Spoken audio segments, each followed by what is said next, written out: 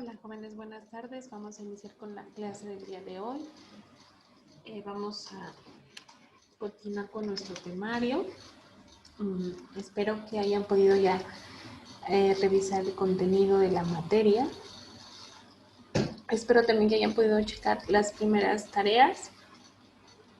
En esa materia específicamente, la primera fue sobre un tema más de reconocer los conocimientos previos que estaban ya manejando con anterioridad, y ya las tareas subsecuentes pues ya tienen que ver directamente con las actividades que estamos tocando ya en clase y con las actividades del contenido de sus materias.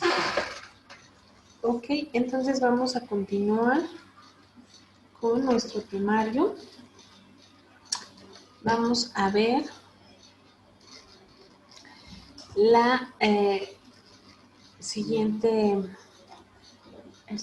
tema, que va a ser la diferencia entre declaración unilateral de la voluntad y la promesa de contratar. Vamos a ver que la declaración unilateral de la voluntad va a presentar ciertas semejanzas con la promesa unilateral de contratar. Pero este tema o este hecho va a recaer en el Código Civil. Recordemos que comentábamos que vamos a ocupar muy de manera supletoria lo que es la materia civil para el tema de contratos en materia mercantil y en general en toda la materia, pero específicamente en este tema que estamos viendo nosotros en este momento. ¿Ok? Entonces,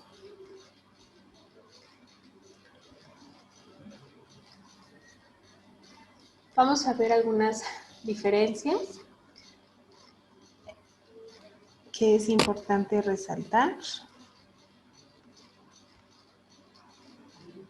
La primera de ellas es que la promesa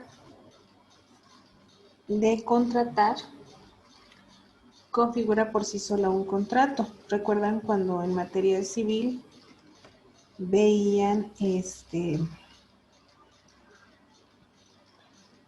el tema de el contrato de promesa? ¿Ok? Ya que esta va a ser válida y para eso requiere la comparecencia de uno o más prominentes y de uno o más promisarios, el que se compromete y el que acepta la promesa. Esto supone un acuerdo de voluntades desde el primer momento, al paso que la declaración unilateral de la voluntad es válida sin necesidad del concurso de alguien más. Otro de las diferencias que hay que puntualizar es que la promesa de contratar se asume frente a una persona o personas determinadas, mientras que la declaración unilateral de la voluntad puede formularse a personas indeterminadas.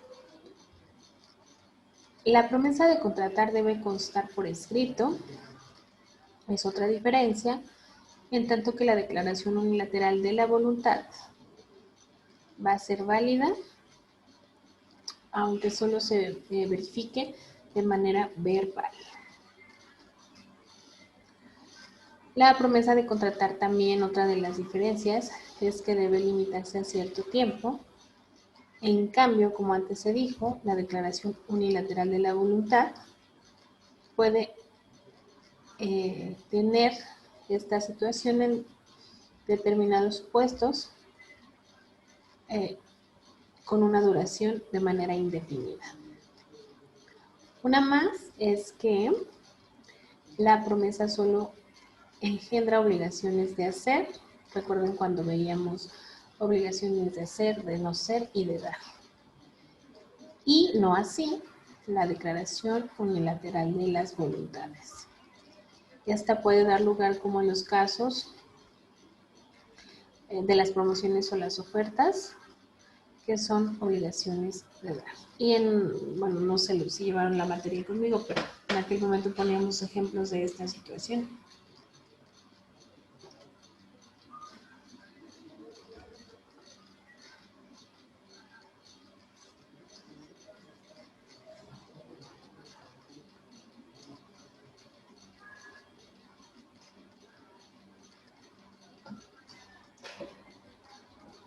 Tema siguiente, la responsabilidad objetiva como fuente de obligaciones mercantiles.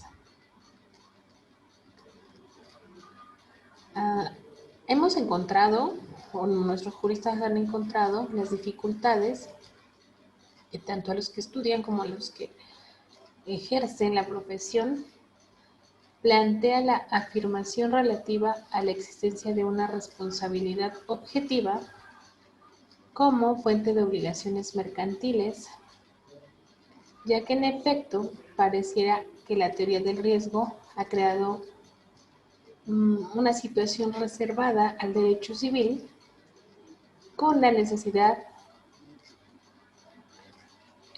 mínima en el ejercicio de una actividad mercantil. Por ejemplo, vamos a poner el ejemplo del transporte de cosas, la causa de daños con un vehículo,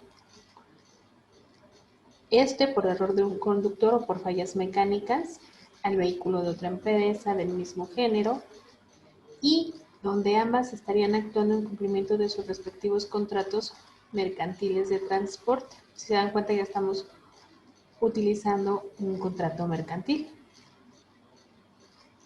Luego, la misma naturaleza debe tener la responsabilidad objetiva de la primera y el crédito surgido a favor de la segunda o a favor de la que haya recibido el impacto. Si tal carácter tendría el juicio, que en su caso promovería el dueño de la carga que transportaba el vehículo, la pregunta entonces sería, ¿por qué habría de convertirse en una cuestión civil por el mero hecho de que el sujeto pasivo del daño es una empresa? Ya que ese sería el dueño del vehículo afectado en el ejemplo que estamos poniendo y no estaría ligada a la primera por contrato alguno. Y entonces la pregunta sería, ¿cuál es el nexo contractual o extracontractual? Es decir, ¿nos vamos a ir por la vía civil o por la vía mercantil?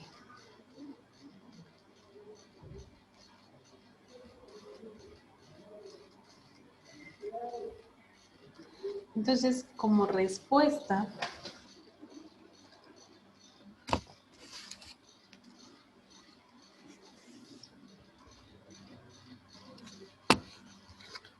vamos a ver que el tema tendría específicamente que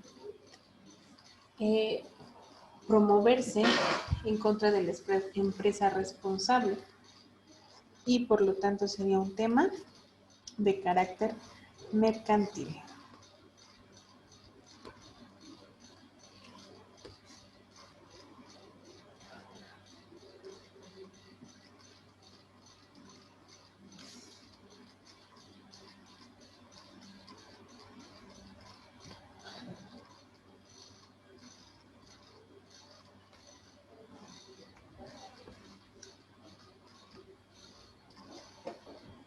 ¿Ok? Entonces, es donde vamos a poder aportar esas circunstancias.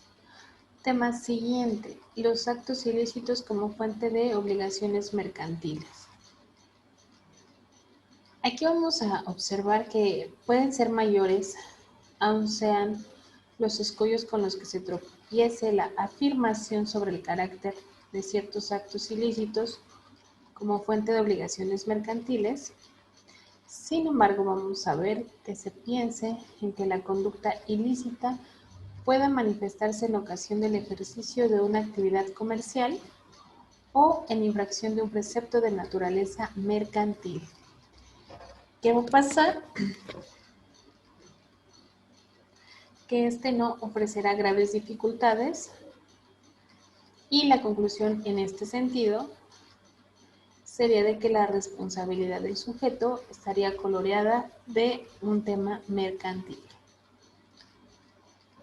Sin embargo, bueno, podemos tomar en cuenta que hay que convertir en que la práctica es prodigia en casos muy cuadrados, ya que no sería fácil convertir un tema mercantil en civil o viceversa. Y vamos a dejar esta resolución al juez. Tema del enriquecimiento ilegítimo, también en materia mercantil. Aquí, en cambio, parece que no puede haber duda respecto de ser mercantil la obligación de quien, con motivo de un acto de comercio real o supuesto, debe indemnizar a otro. Esto en razón de un enriquecimiento sin causa del primero a costa del segundo. Entre las consecuencias, algunas que ya conocemos con la experiencia que traemos, son la naturaleza mercantil del eventual juicio,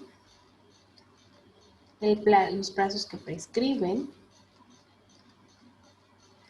y esto lo vamos a cuadrar o lo vamos a tipificar con el Código Civil. Sin embargo, tenemos que considerar también la relativa a los intereses legales que el aceptante de mala fe pueda recibir de un pago indebido.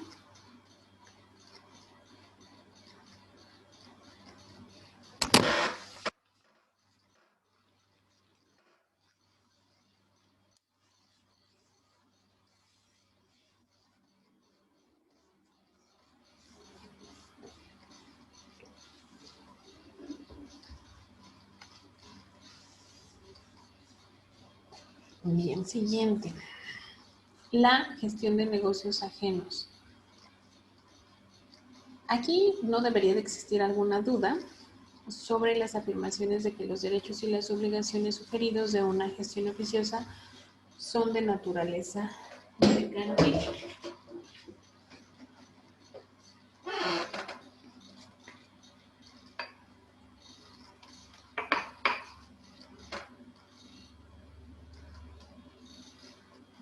Sin embargo, bueno, la gestión se realiza de manera procesal de determinado periodo en el que el derecho mexicano del gestor puede comparecer en interés del actor o bien del demandado.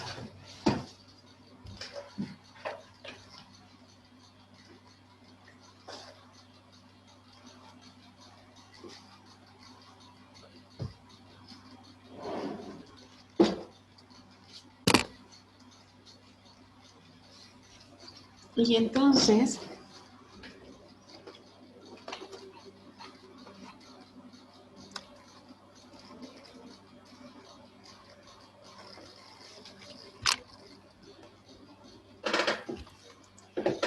aquí vamos a ver esa parte de los contratos donde la gestión de los negocios es de alguna manera ajena a las situaciones que estamos viendo.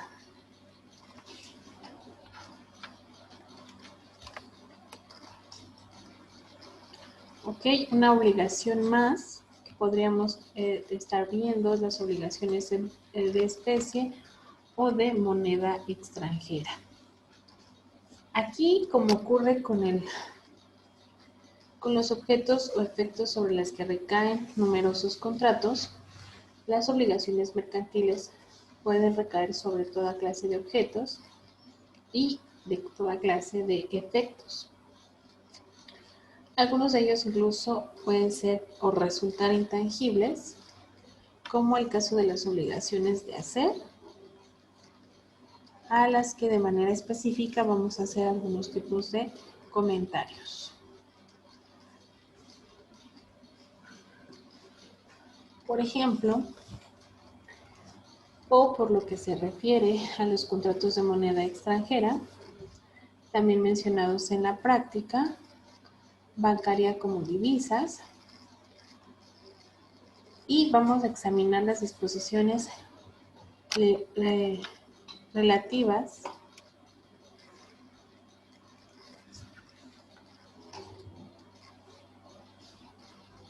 si bien hemos mencionado la circunstancia de que las monedas extranjeras no son de uso legal en el país y las obligaciones en ella contraídas legalmente pueden cumplirse en moneda nacional, por supuesto es equivalente a cuyo efecto será la obligatoria observancia a lo dispuesto por el Código Fiscal de la Federación.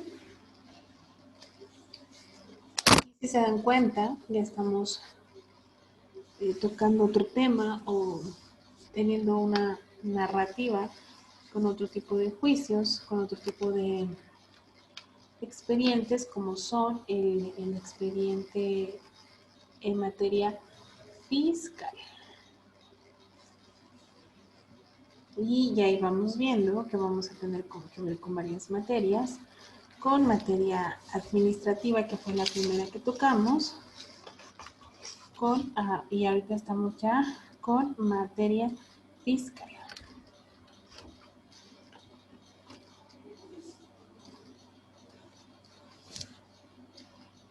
Vamos a entrar a un tema que son las clasificación de los contratos mercantiles.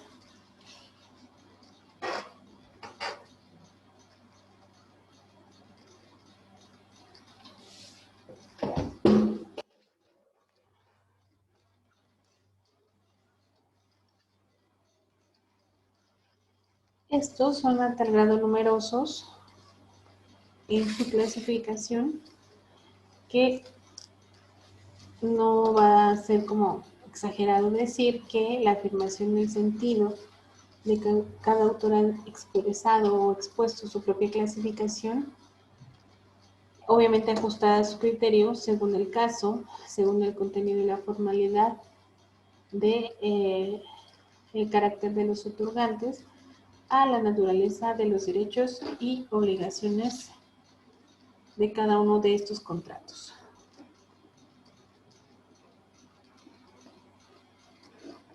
Vamos a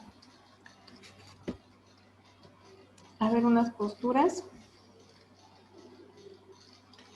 como el tratadista colombiano Jaime Alberto Arrubla, que apunta a la existencia de contratos unilaterales y plurilaterales con los cuales, según afirma, se da cabida a la estructura de los negocios jurídicos complejos o de colaboración.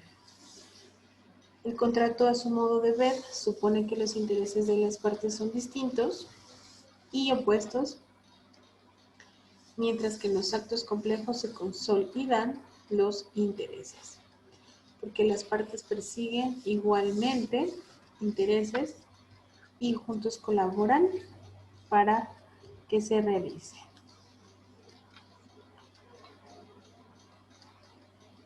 Ese mismo autor afirma que otras doctrinas simplemente adoptan una postura más amplia para agrupar en ellas tanto el negocio jurídico de colaboración como la contraprestación. Por su parte, el tratadista Ormán Olvera de Luna, él lo divide en varias clasificaciones, como una de ellas es una general en cuyos términos los contratos mercantiles son nominados o típicos, ese tema viene en sus tareas, regulados expresamente en el Código de Comercio, y otros como los de correduría, comisión, depósito, préstamo, compraventa y permuta, que entran dentro de los atípicos o inominados, y él menciona que estos carecen de regulación Asimismo, adopta este jurista mexicano la clasificación de contratos bilaterales o unilaterales según que hagan hacer obligaciones recíprocas o solo para una de las partes. Otros contratos a su juicio pueden ser onerosos o gratuitos. En los primeros se estipulan provechos y gravámenes recíprocos, al paso que los gratuitos, el provecho es solo para una de las partes, en la inteligencia de que los onerosos se subdividen a su vez en comunicativos y aleatorios. En los primeros, las prestaciones de ambas partes son ciertas desde el primer momento, mientras que los aleatorios, las ganancias o las pérdidas de una de ambas partes dependen de un acontecimiento futuro o incierto. Por último, Olvera de Luna enlista los contratos de colaboración asociativa, como el de sociedad, de colaboración simple, como la comisión simple, en lo que se transmiten bienes o servicios, como el de transporte, de garantía, como la prenda, la cobertura y el otorgamiento de crédito.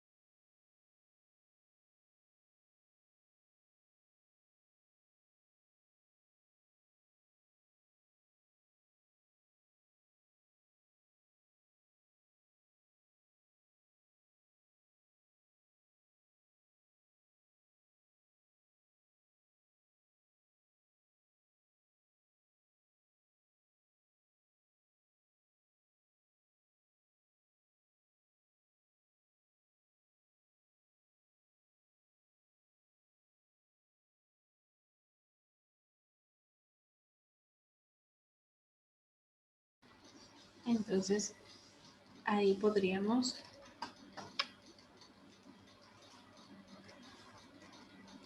terminar con ese tema, ¿ok? Siguiente tema. La moderna clasificación de los contratos en materia mercantil. Vamos a ver que existe un carácter innovador de la contratación mercantil. Esto a partir del siglo XXI, pues no va a constituir alguna novedad, ¿verdad? ¿En qué sentido? Bueno, de que el carácter evolutivo del derecho mercantil se muestra principal, aunque no únicamente, en el continuo surgimiento de nuestras nuevas formas contractuales. Recuerdan que en la primera clase lo comentábamos, ya existen contratos muchos digitales. Yo les ponía el ejemplo del contrato, de los contratos en los bancos. Ya de hecho, si ustedes van al banco ahorita te mandan tu contrato de manera digital. Ya no es como antes que te daban tu hoja y ni siquiera recuerdas dónde quedaba. Obviamente difícilmente se ven los contratos de los bancos, pero bueno, ahora estos pueden ser consultados porque se supone se quedan guardados en tu correo electrónico.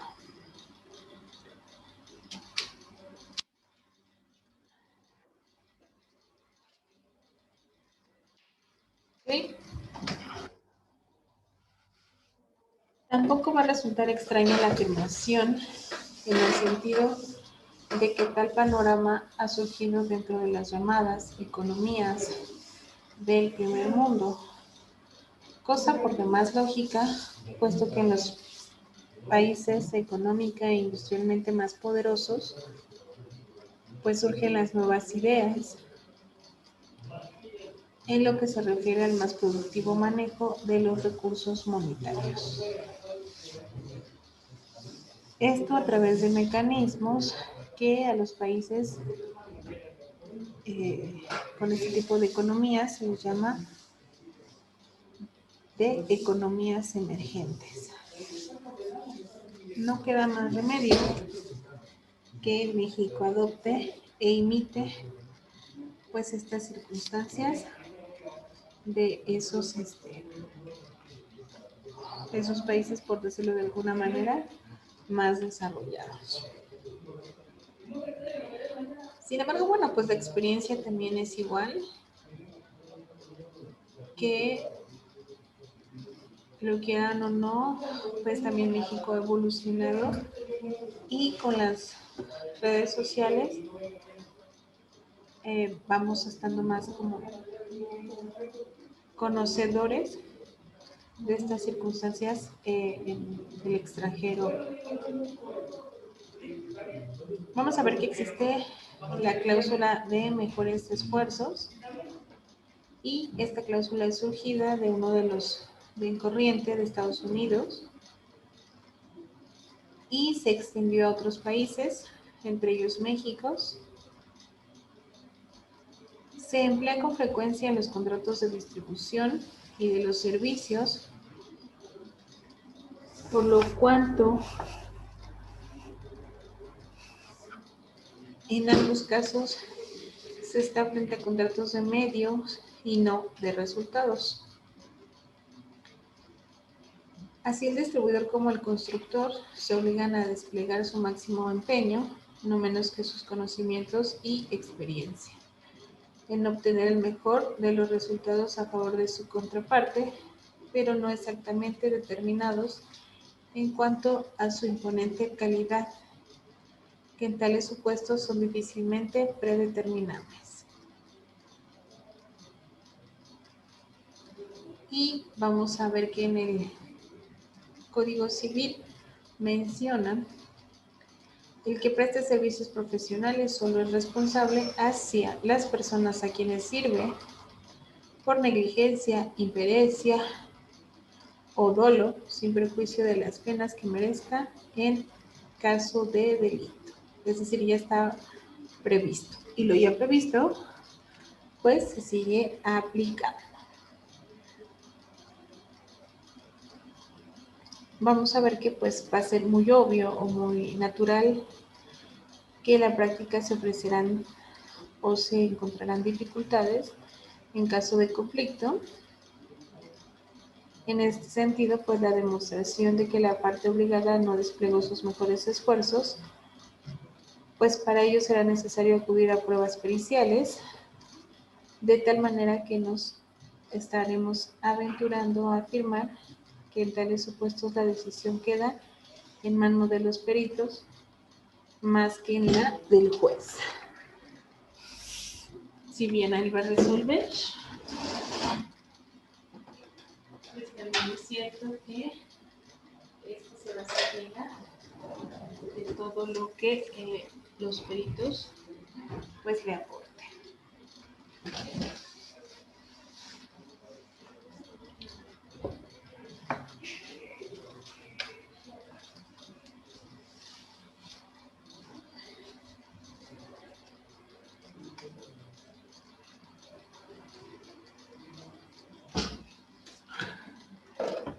Ok. Siguiente, cláusula de la diligencia debida.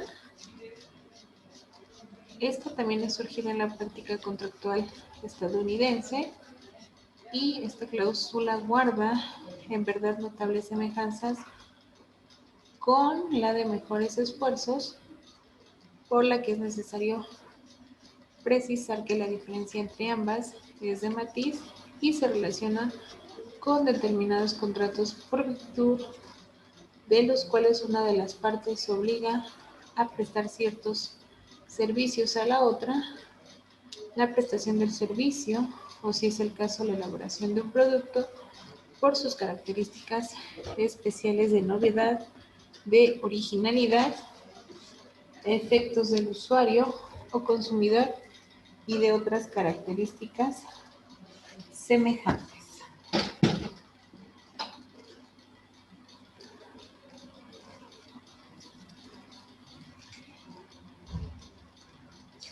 Para esta cláusula, pues es sugerible o es aconsejable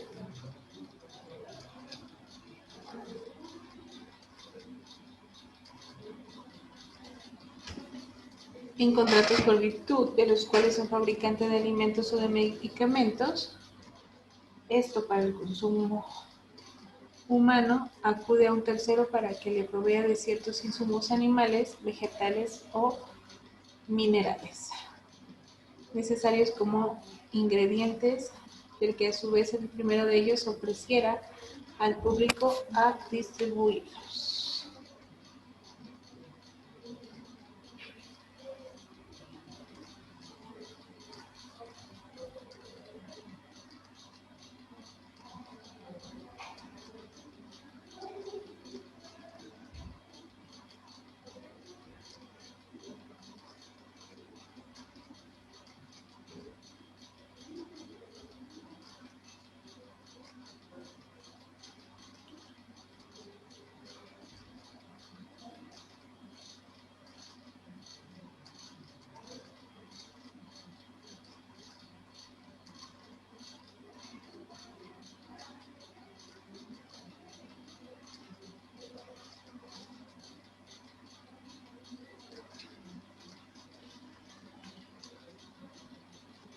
Cláusula del cuidado razonable. Está bueno, como su nombre lo dice, es el semejante al sustrato de esencia de esta cláusula, respecto de las cuales solo hace falta tener muy presente que aquí se acude al empleo adjetivo razonable, con el que indudablemente resultan atenuadas las consecuencias de dichas cláusulas previas, habida cuenta de que gramaticalmente, según el Diccionario de la Lengua Española de la Real Academia, es algo justo. vamos a ver que resulta casi ocioso esta afirmación sobre las razones de la influencia que en el mundo de la contratación mercantil surgen las prácticas comerciales de los Estados Unidos de América por las razones tantas veces repetidas, pero en el caso de nuestro país opera otra razón no menos importante, la de nuestra vecindad con una frontera de más de 3.000 metros.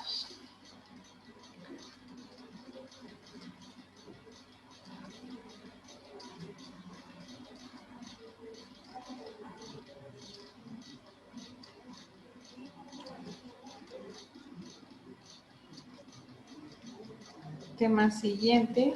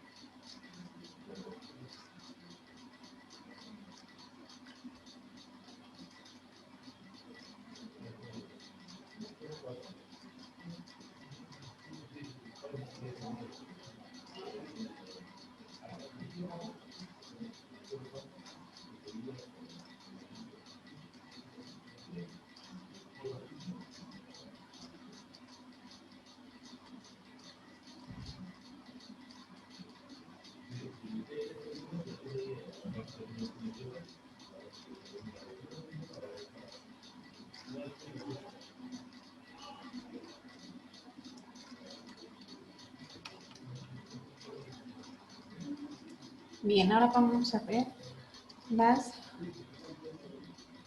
modalidades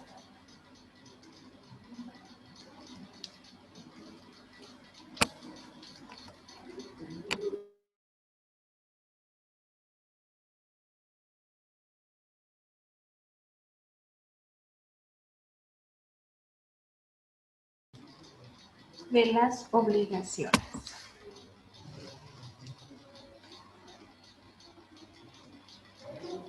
Omiso en el Código Comercial o Común de Comercio, en punto de las modalidades de las obligaciones, ha de entenderse que son las consignadas en el Código Civil. Y pues, nos reiteramos en el entendido de que con el más que tenemos que ver es con el Código Civil. Y aquí vamos a ver algunas que son el plazo, la conjuntividad, la alternatividad, la mancomunidad, la carga, la solidaridad y la individualidad.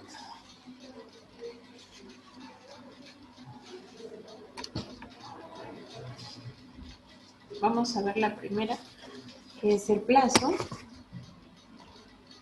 Y este es cuando las obligaciones se han de dar y no se hubiese estipulado fecha ni plazo de cumplimiento.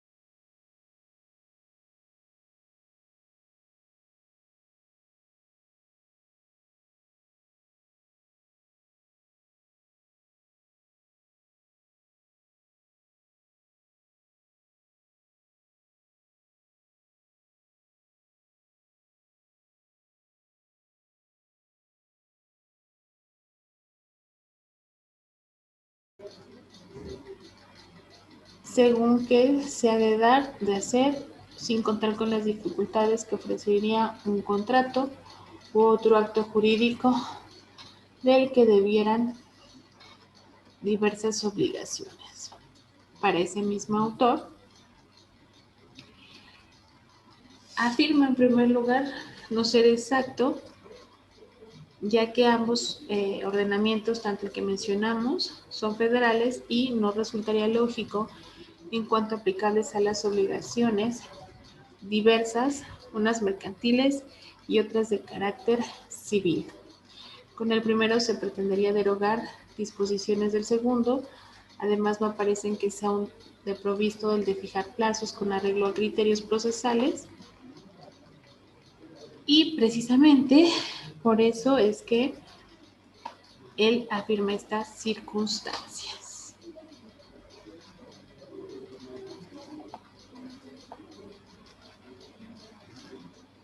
Siguiente, la mancomunidad y la solidaridad.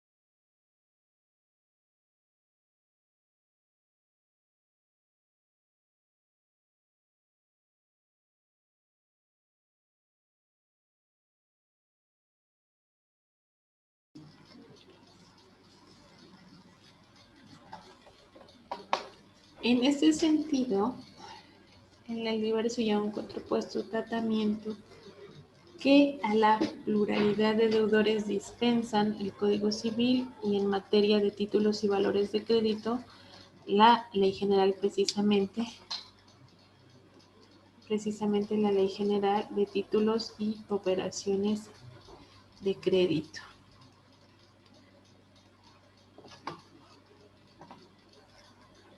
En la práctica conduce a situaciones aparentemente antagónicas y sin embargo compatibles.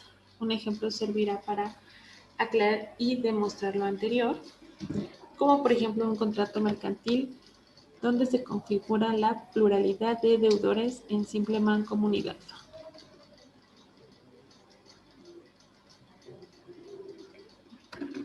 Esto es, con división de la deuda en tantas partes,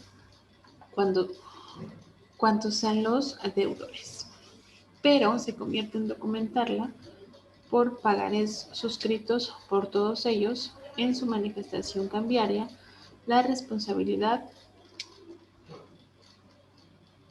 que, por lo tanto, va a asumir el carácter de solidario.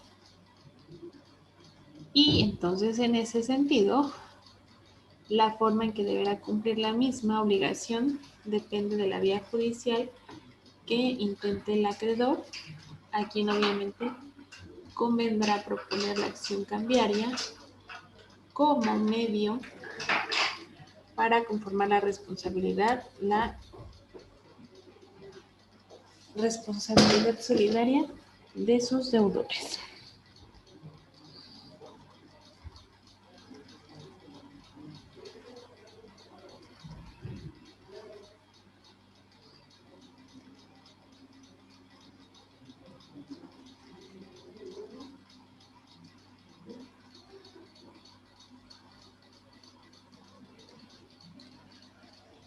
En cambio,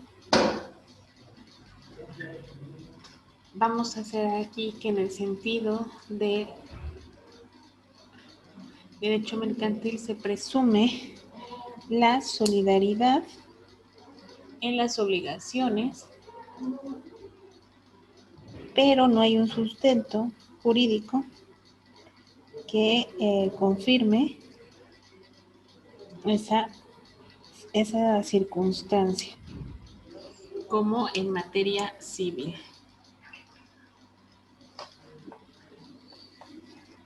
En cuanto a la carga, se va a tratar aquí también de una obligación en sentido genérico que puede consistir en un hacer o no hacer y que resulta siempre de una voluntariedad estipulada, obviamente de manera contractual, con una circunstancia novedosa que no es imperativamente exigible, más como en el caso de su incumplimiento, que surtirá efectos jurídicos plenos y dará lugar a la caducidad de todo o parte de los derechos de la parte remisa, o como se dice en algunos textos legales, la liberación total o parcial de las obligaciones de la otra parte. Tal vez por ello, una parte de la doctrina afirma de que se trata de una condición resolutoria, concepción tal es por la demás discutible, si no se olvida que el arreglo al texto respectivo.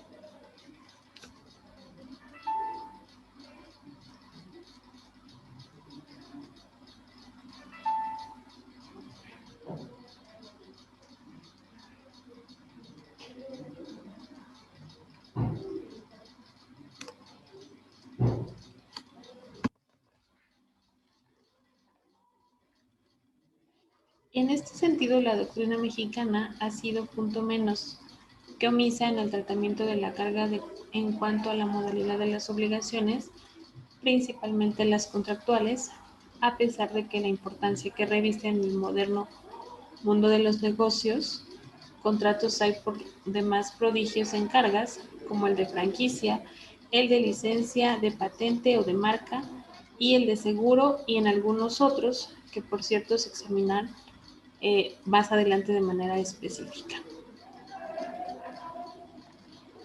También una más es la del deber,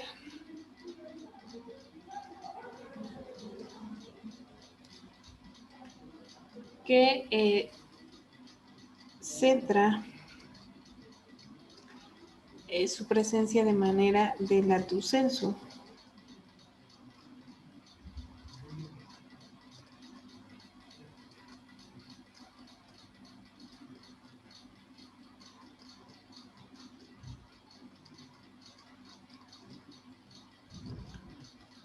A cargo de uno de los contratantes, pero en este caso no se asume voluntariamente, sino es impuesta por la ley, como complementaria de las obligaciones. Aquí también menudan modalidades legales que esta naturaleza, alguna de ellas incluso aplicables a otro tipo de contratos.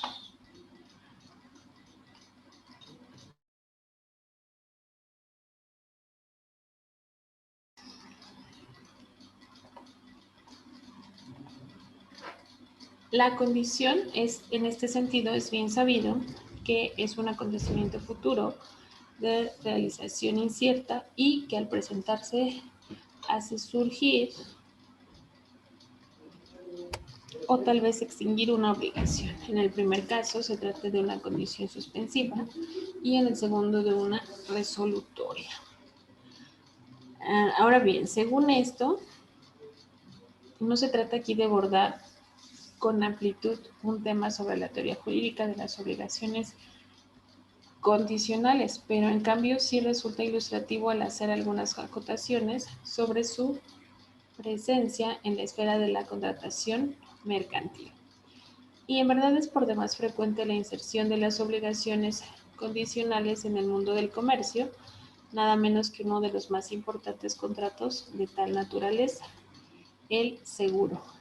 En casi todas sus manifestaciones supone la existencia de una condición suspensiva, las obligaciones de pagar, responder o reparar a cargo de las aseguradoras es siempre suspensiva y de ahí el carácter aleatorio de este contrato, pero también es posible que asuma una obligación sujeta a condición resolutoria, cuál es el caso de un seguro de pensiones vitalicias en el que la obligación se paga y cesa cuando fallezca el beneficiario. Este es otro importante aspecto de la vida del comercio, que incluso es bueno de manera legal y de manera normal en numerosos casos, la inserción de la cláusula sobre la condición suspensiva. Es prácticamente todas las sociedades mercantiles, el pago de dividendos a los socios está condicionado a la obtención de utilidades por parte de la sociedad.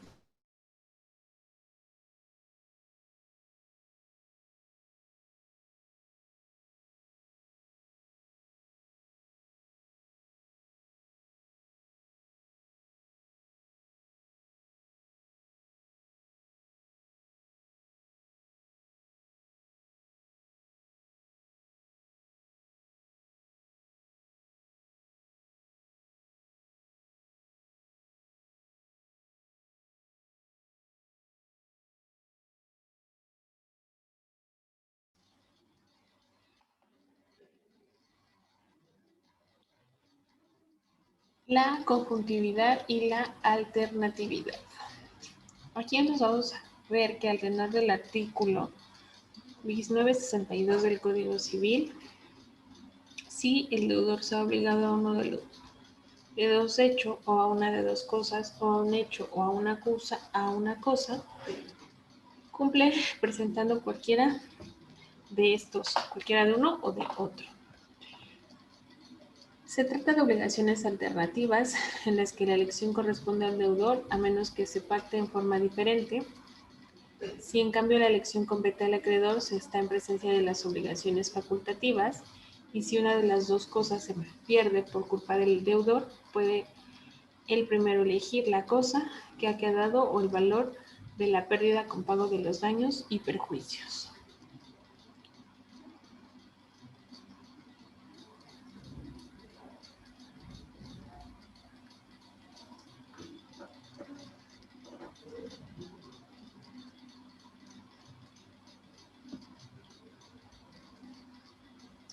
Un claro ejemplo de esta obligación alternativa está configurado, una vez más, por la que asumen las instituciones aseguradoras de daños en razón de lo dispuesto por el artículo 116 de la Ley sobre el Contrato de Seguro, que faculta a dichas entidades aseguradoras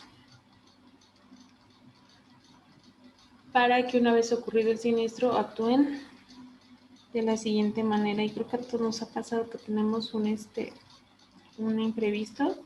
Ay, no, mandar a traer el seguro es, en cierta parte te da tranquilidad, pero en cierta parte sabes que es muy tardado y de repente muy lioso.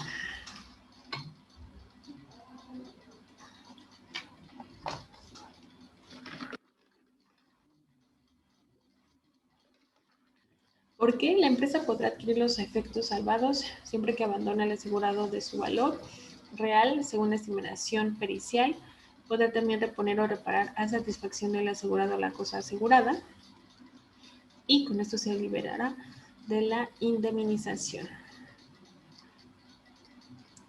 Se da en cambio un supuesto de obligación alternativa en que la elección compete al acreedor, en el caso un tanto frecuente en la práctica societaria de que la asamblea de una sociedad anónima decrete el pago de dividendos a elección de los socios en efectivo o en títulos accionarios, caso en que este último dará lugar obviamente a un incremento de los derechos corporativos y patrimoniales de los accionistas.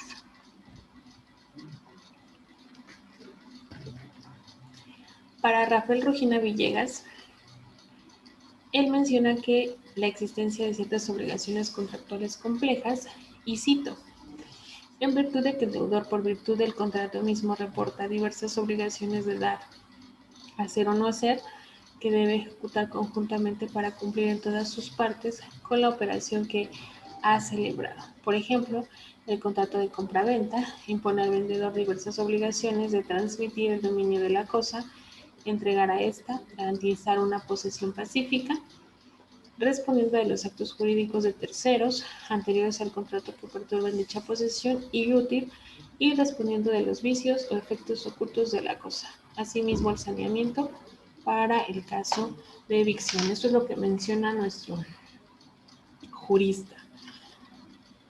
Y como podemos apreciar en este sentido, algunas de estas obligaciones, como la de transmitir el dominio de una cosa, son por sí solos meros efectos de un contrato, al paso de que otras figuras, deberes jurídicos arriba examinados o que ya hemos mencionado, como el responder del saneamiento para el caso de evicción.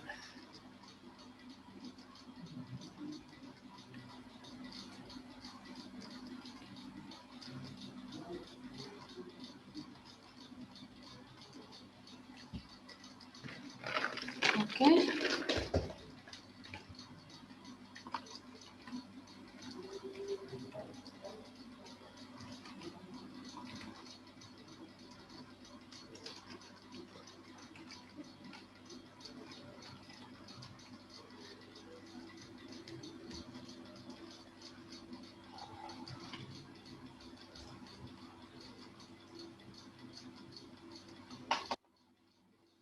Bien, ahora bien, vamos a ver lo que son las figuras semicontractuales.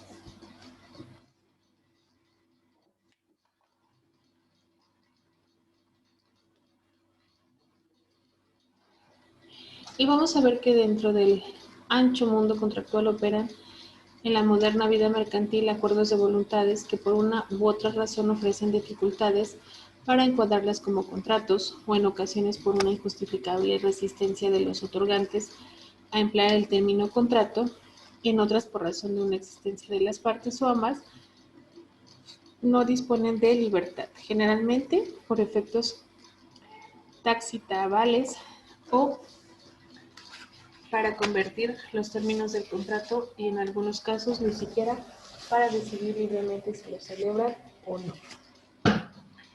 En el ejemplo del primer supuesto,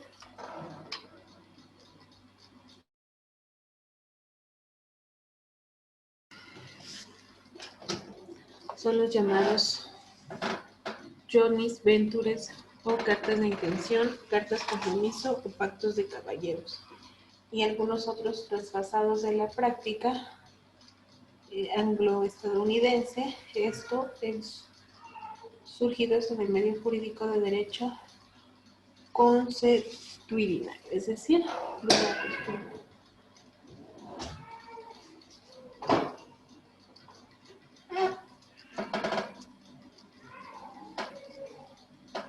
Vamos a ver para Marcel Fontaine que la negociación de estos contratos es larga y difícil entre la primera definición de los objetivos comunes y la firma de los acuerdos definitivos. Debe tener un lugar en un lento proceso de elaboración de estudios previos, obtención de aportaciones necesarias por parte de terceros, por ejemplo, sobre los planes de financiamiento, de seguro, de aprovisionamiento, negociaciones y los múltiples incidentes que la acompañan. Esto puede obviamente no ser de inmediato, sino tomar pues bastante tiempo.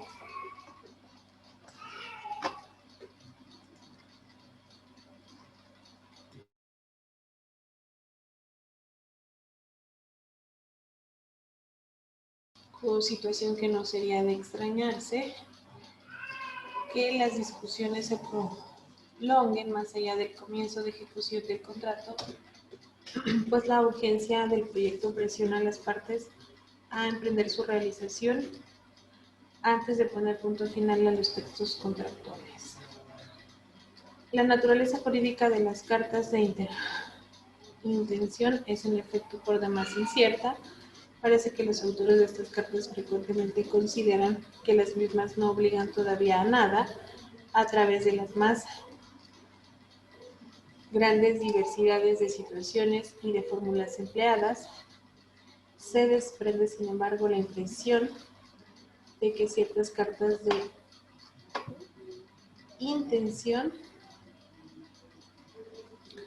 son expedidas por una apreciación jurídica, examinadas y presentan vicios más o menos graves de redacción. Recordemos que un contrato no debe de tener vicios, porque este puede ser nulo.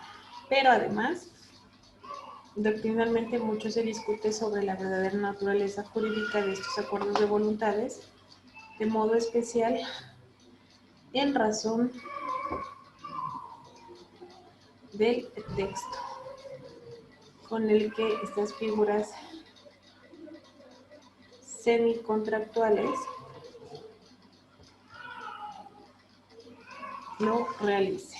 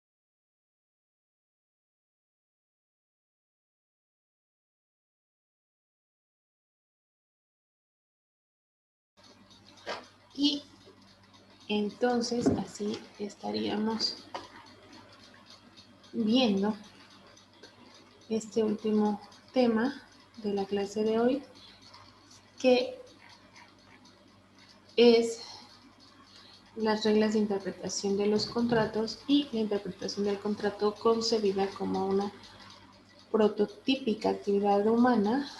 Regularmente persigue el esclarecimiento del contenido contractual, para lo cual el intérprete con sujeción a una tarea fundamentalmente de índole reconstructiva responde por el restablecer el alcance y la extensión de las diversas estipulaciones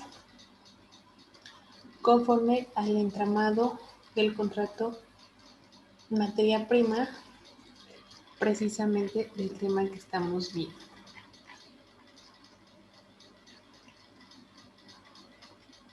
Si se dan cuenta, es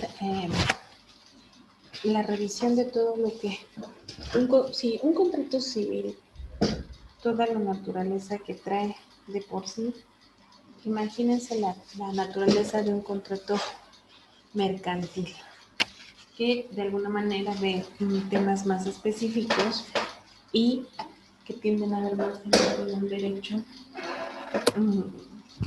fiscal o con varias ramas del derecho que hemos ido ya revisando de a poco y que podemos cerciorarnos de irnos cerciorando de la naturaleza de las mismas. ¿Ok? Entonces, por el día de hoy sería todo. Me daría mucho gusto que tengan la oportunidad de ver esta clase y que vayan contestando sus tareas para que vayan haciendo saber si existe algún tipo de duda o algún tipo de aportación por su parte. ¿Ok? Muchísimas gracias y hasta luego.